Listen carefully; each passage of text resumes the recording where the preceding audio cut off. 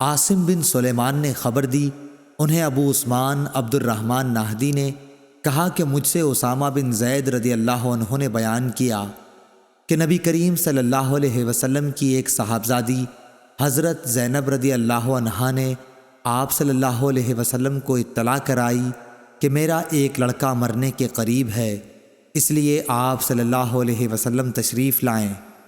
آپ صلی اللہ علیہ وسلم نے انہیں سلام کہلوایا اور کہلوایا کہ اللہ تعالیٰ ہی کا سارا مال ہے، جو لے لیا وہ اسی کا تھا، اور جو اس نے دیا وہ بھی اسی کا تھا، اور ہر چیز اس کی بارگاہ سے وقت مقررہ پر ہی واقع ہوتی ہے، اس لیے صبر کرو اور اللہ تعالیٰ سے ثواب کی امید رکھو۔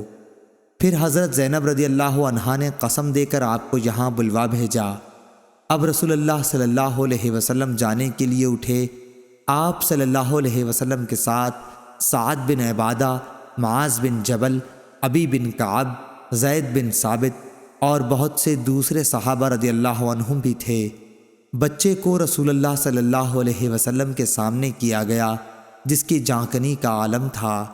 ابو عثمان نے کہا کہ میرا خیال ہے کہ اسامہ رضی اللہ عنہ نے فرمایا کہ جیسے پرانا مشکیزہ ہوتا ہے اور پانی کے ٹکرانے کی اندر سے آواز آتی ہے، اسی طرح جانکنی کے وقت بچے کے حلق سے آواز آ رہی تھی۔